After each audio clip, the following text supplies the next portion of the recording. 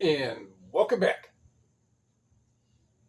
It's about 12:30 Sunday afternoon. Moreover, a sourcing video, but kind of a pilot video. Kind of seeing how the lighting works out. That stuff. So I picked up two of these light bars at Habitat for 15 bucks each. So I only needed one, but at $15 for a LED light bar, which I believe I read that it's on 50 watts. Yeah, 50 watts. Not super bad. I mean, there's more efficient ones, and this falls in the 4K of the lighting spectrum, which I would actually reads 4K bright white. I like the 5000, the daylight. All my bulbs are all 5000. This seems to be the lumens is the same, but optically it puts out a different light, which makes things brighter, which is the intent of light or lighting. And may as well. That's why I like it. And it brings out more true colors over anything, the actual 5K. So I guess it's also good to get two in case one, which these are just cheap brand ones. Now this light is right here, which is just sitting on top of these boxes. I'm trying to get it to where it would be. I'm going to see how this turns out for the video. It's going to go right back like this. If I were to make it on the ceiling, like that. Light fall on the ceiling, something along those lines, brightens up these pictures a bit. And it casts down here better, but that requires me to get a stool and a chair, get up there, drill pilot holes in the ceiling, hang that, deal with that, the headache for a little bit. So for now, it'll be here until I really get into getting all that stuff up there. All right. So I got some more pictures on. This bottom left one is the one with the unicorn. All the other ones, besides this one back here, I guess when these stacks are down, it's fairly easier to see. But really can't see that one too much. Now I do have the camera angled down a little, so this light isn't blaring and on the top part up here. So in a shorter time, I'll get things kind of a little more rearranged. And again, these pictures came from where I have the book. It's called Beyond Tomorrow by Ian Summers, Workman Publishing. Is where I got the pictures from that book from 1975. So the sourcing part, we went to Savers and Habitat yesterday. And at Savers, I used a 50% off coupon. So everything that's going to be on here is 50% off. And at Habitat, I only had a $5 off coupon, but still the media there is, all media is $1 unless it's a hardcover, which it's $2. So, and that's if you don't fill a bag. You can fill a bag with however many, little plastic shopping grocery bag with however many books you want for $3 now. And I looked, and there weren't many books. I don't think I got... No, I didn't get any from there. So there's a whole stack here of DVDs and Blu-rays and some VHS. So I'm just going to kind of... most of it is all just bread and butter. So I'm going to go through these relatively quick. I want to say there's one in here that's like $8. I didn't really pay much attention. I was just grabbing... I think this... Dolph Lundgren is probably closer to like $8-10. However, it is a mint disc with insert, so if I can get 10 to 12, I'll more be it. Paradox is another lower end one. However, it's a mint disc with insert, so $8-10. Maybe 10. I'll put it 1, 2, 3, 4, and it'll be 11% off. And if you take that, that's $1.20, which makes it, I think, like $1 or $11.30 total, and then best offers and so on. So for me to pay $1 for something that can eventually sell for $9, I'm still making a little bit, but I was just grabbing a bunch of stuff. The Zorro, again, mint disc with insert. The $4.99 is not what I paid. That'll come off there. I think this Marriage Story one is a little more, might be closer to 20. Runaway Bride is maybe like 15. The one thing that did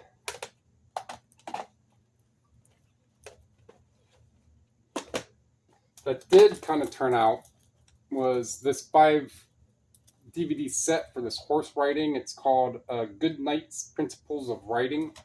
So they all are. So it's these 4: refinement and connection. I looked on and typed up Good Knight Principles Riding. I think a handful of lists. I think I had to go into Terapeak, or no, maybe there was one that was sold for the 5 disc, was like $60.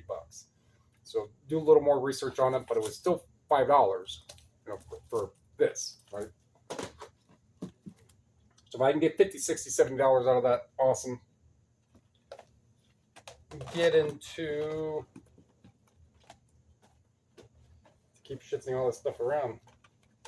This Rock Hudson is a little over 15. And my stack is oblong. So I'm putting stuff down, it's starting to come out this way. Luzon History Channel, another one. They come up fairly high. I believe I went into Terapeak to find out more specifically. It's still like a $30 DVD. I think it might be a little more. So I think when I scanned it, it was like $60. And I'm like, all right, well, that constitutes enough for me to type History Channel, Luzon DVD, and go into Terapeak and kind of see from there. But there's about that. Desperate Housewives is maybe $15, $20. Keyhole, I think this one is it Keyhole? Yeah, Keyhole. Might be right around 20. This is 10, 12. Might be a little more with the slip cover. I don't know if it has the insert or not. Yeah, it has an insert. And it's a 2 disc. It has an insert, so it might be closer to 20. And Lily Rose Dip. I have no idea if that's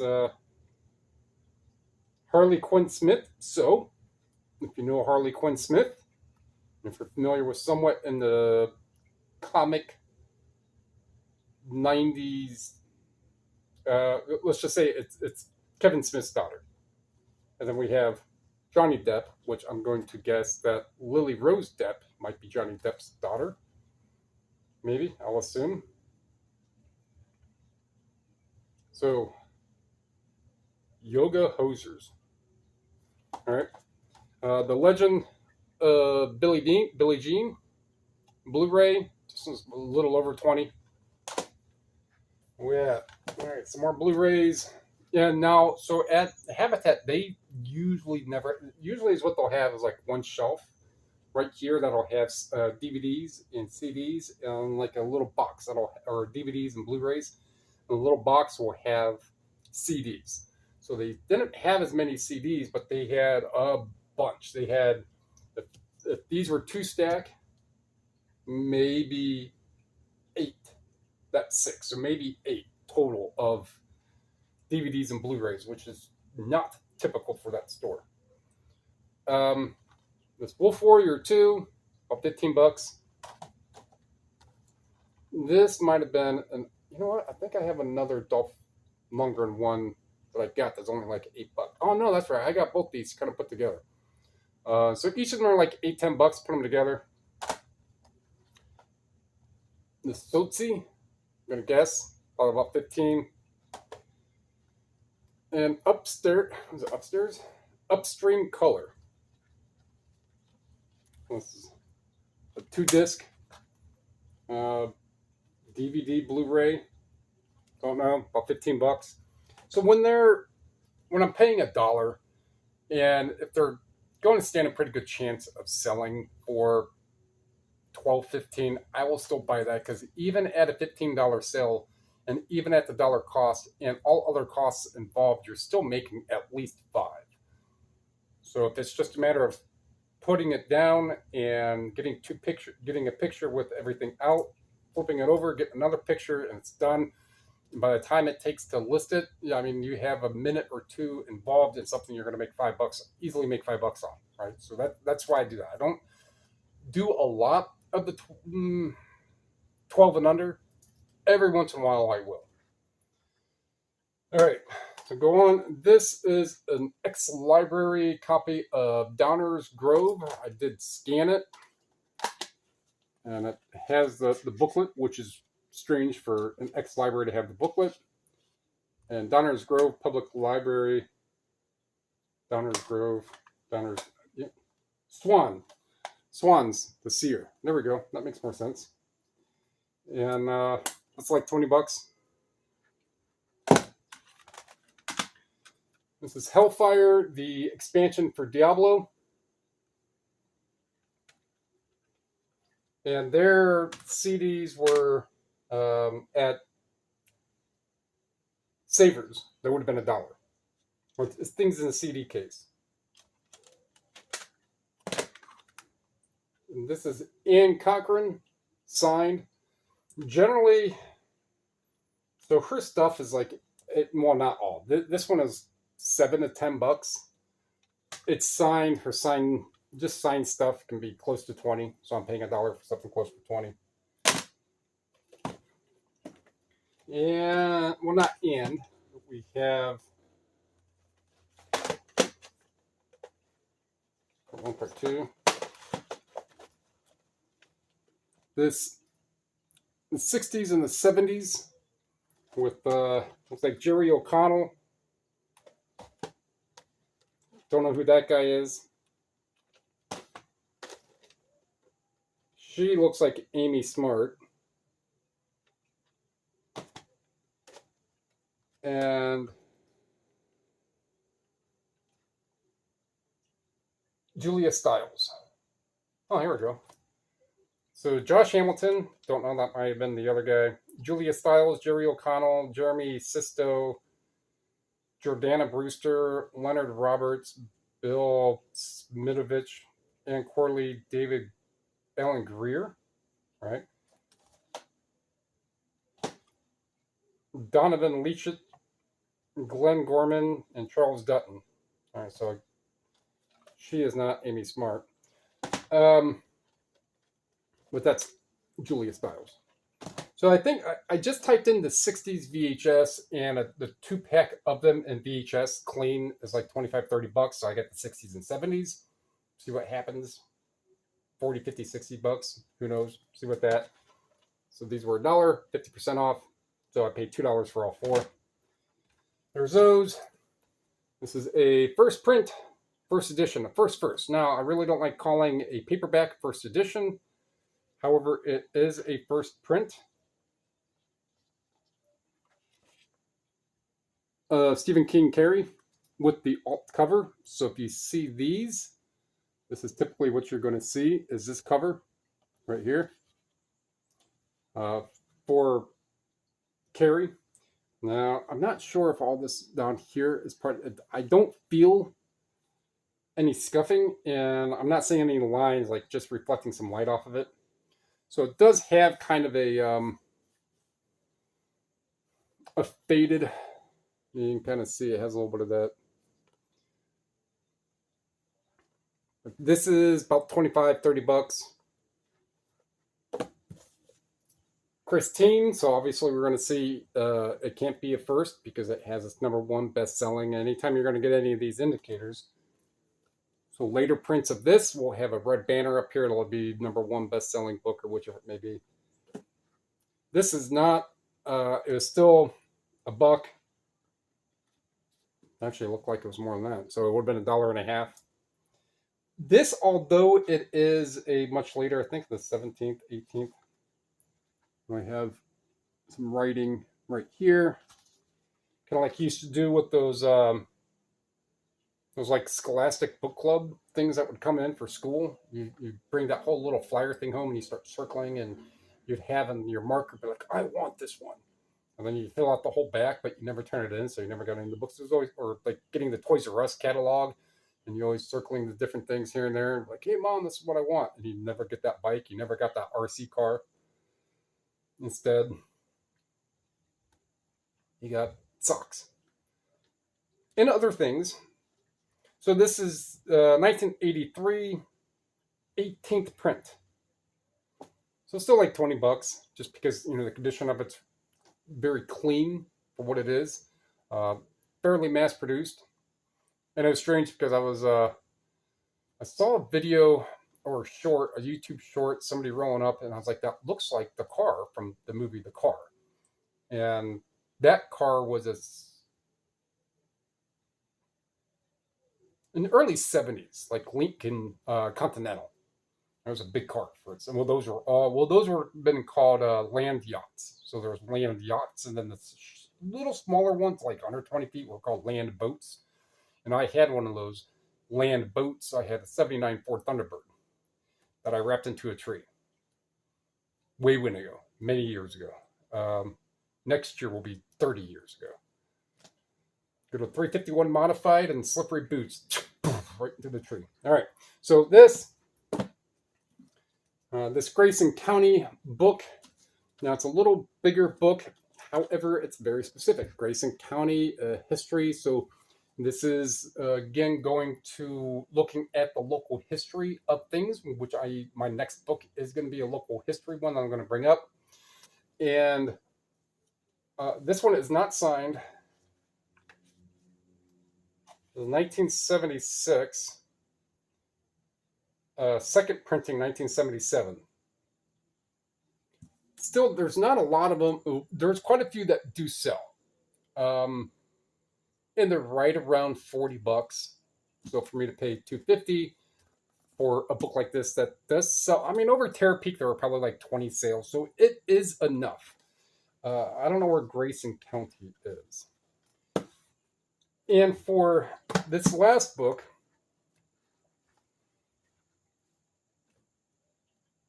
I have elected to contact the author of the book, email, and another means in regards to maybe doing a sit down interview with this guy, because what I'm about to show and describe of what this book is, for some viewers, they may be privy to it, they may know of it, they may have a small whim of something along the lines, and it is otherwise a staple in American history of something that happened, and that happened locally. It happened right up here, 10 miles down the road. Almost 120 years ago. And I think maybe a shallow dive into what this author wrote about, and being able to get a little bit, if he's still around, get a little bit more insight would, I think, be an interesting kind of boost for the channel to cover something that has, you can go to, just to name a few, Fascinating Horror, Raven's Eye, I don't think Echoes does. Briefcase may have something on it. There's a handful, It's History or something, and Plainly Difficult. There's a handful of those channels that are smaller, like 100 to 200,000 subscribers, maybe 400,000 now, that they cover these incidences that have happened all across. I think Plainly Difficult, John, he's from the UK, and he covers a lot of like collapses and explosions and fires. So I ended this with fires.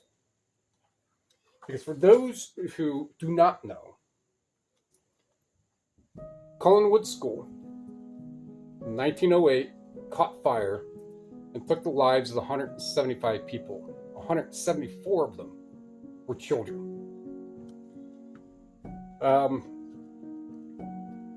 I know there's pictures in here.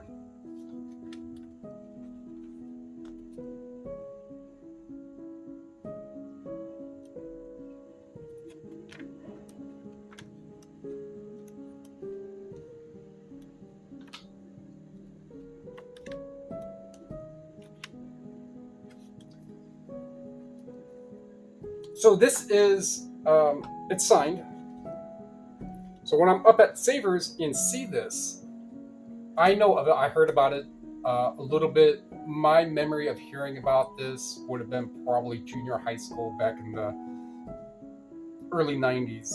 And you just kind of get familiar with the local history. You know, your history class will start talking about local history. This is one of those things.